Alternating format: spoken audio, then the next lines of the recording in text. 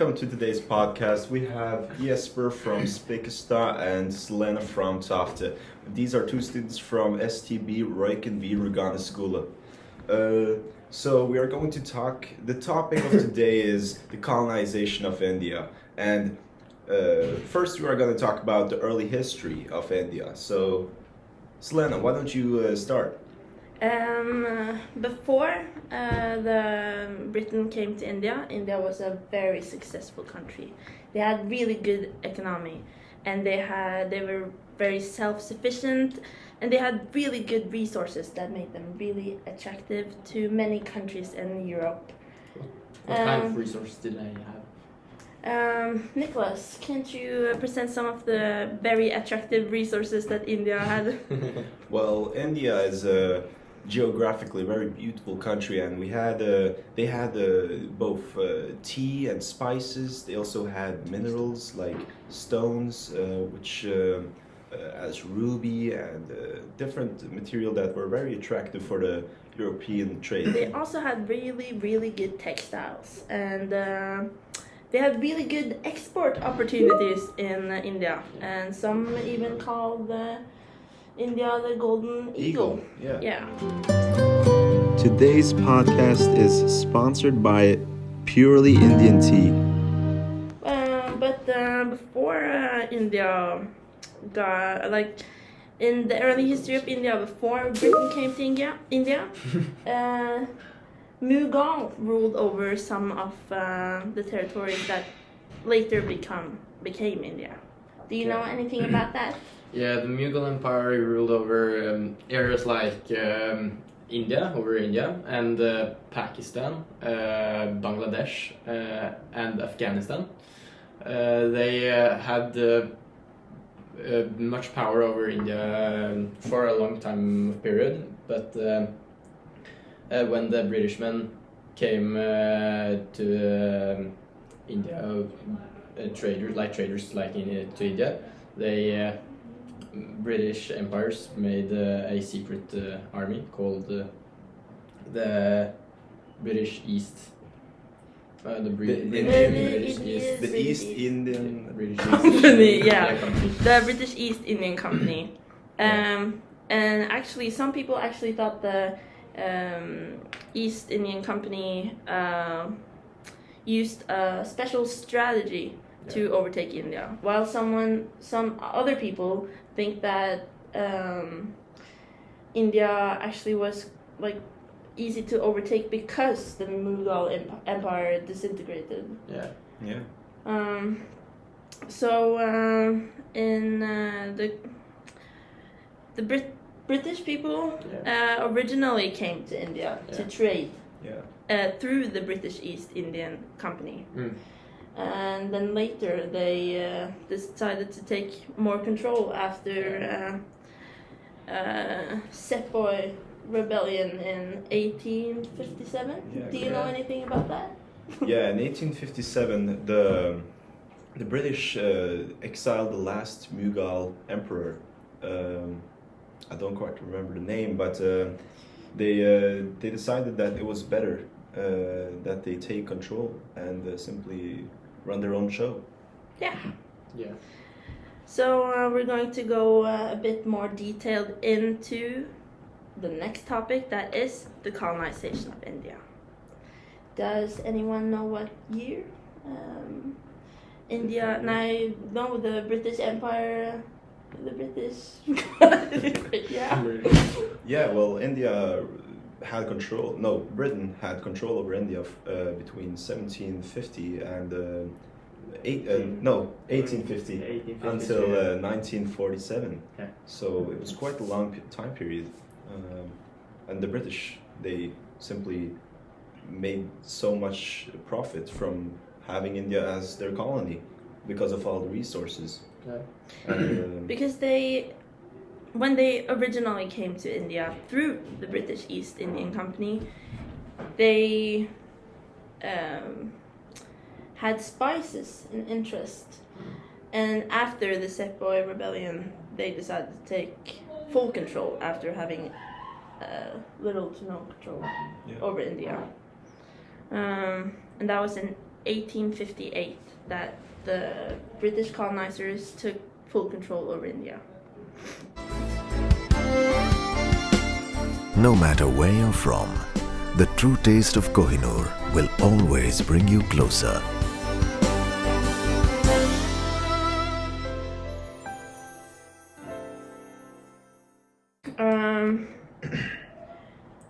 When the Britons took over India, do you know what it looked like? Not really, but I remember that the Indians were forced in battle, between India and Britain. So this is where the Queen Elizabeth I came in by writing that, not checking under a what is it called again? Contract? Contract. Some kind of contract where India could be a free nation. A free nation. Yeah. Yeah. So Britain let the Indian have their own nation, so they traveled away. They let India have it. God bless the queen. Because in India, when the Britain took full control, the Indians that originally lived there suffered great poverty, and they lost all their rights to vote in political votings. Yeah. And Disadvantage. yeah, political disadvantage to the Indian people. They were really treated almost as servants. Yeah. The Indian people. Do you know any of the diseases that were untreated amongst the Indian people? Yeah, well, the British, they came with diseases that the Indian people did not have an immune system to. So maybe Indians died from diseases that were unknown for India. Omega-3, a key nutrient that supports major organs in the body, helping them to function normally. For all-round health benefits and a supported immune system, try new 7C's Omega-3 and Immunity. Very similar to the colonization of America, where the Native American people got diseases and did not have the immune system for it. Yeah. Did India have resources like good medicine for other diseases at that time? I don't think Europe took I don't think that was a great resource that India had.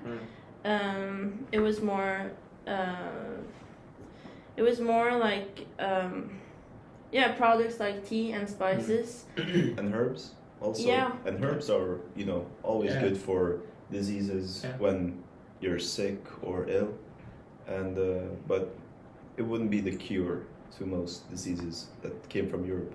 Yeah, and since Britain has evolved we're more evolved towards a modern society, they had an overhand over India when the Mughal Empire disintegrated. And the Mughal Empire were actually run by Sunni Muslims. Yeah.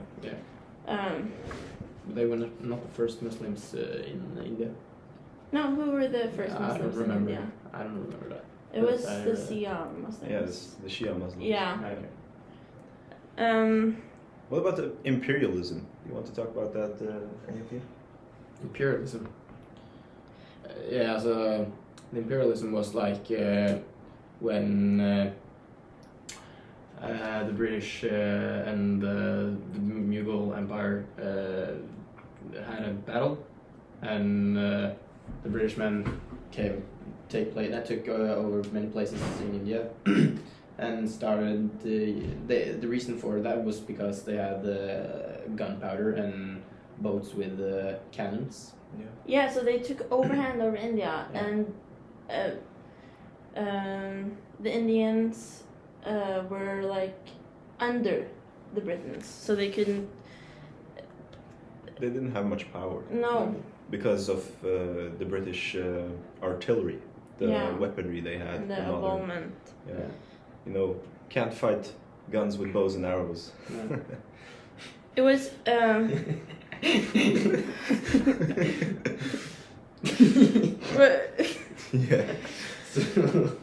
But Britain pretended for a long time to have India's best interest.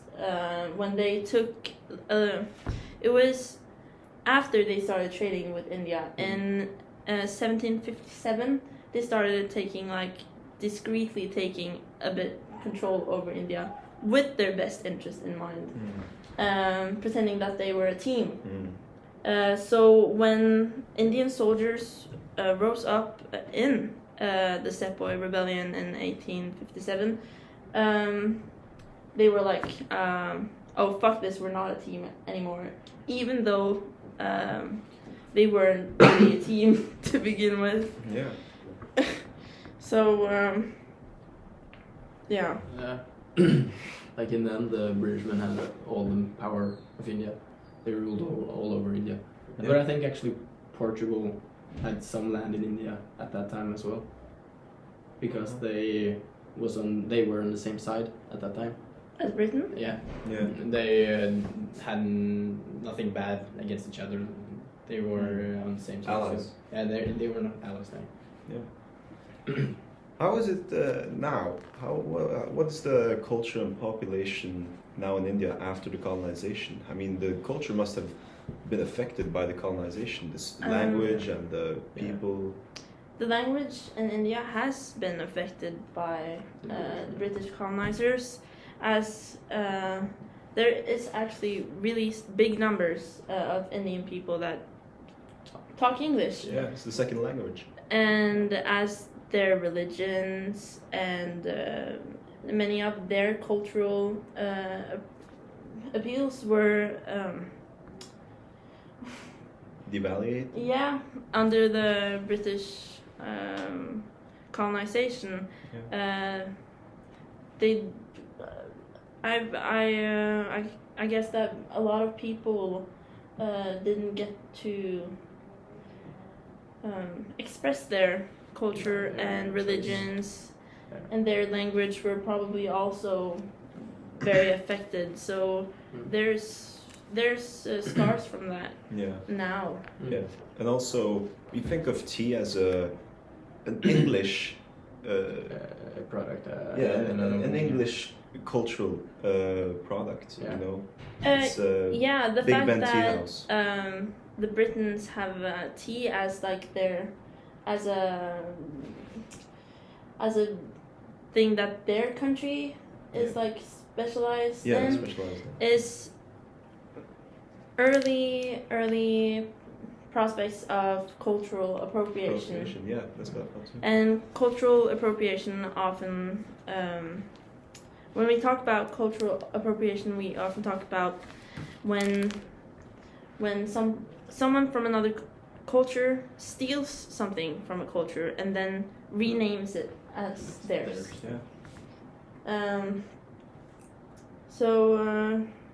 The tea was so important for the Englishmen that under the colonization of USA, they even they said that they're not going to tax any of the shipments except for tea, because the tea was so important for the Englishmen. Yeah, It was, what did they call that?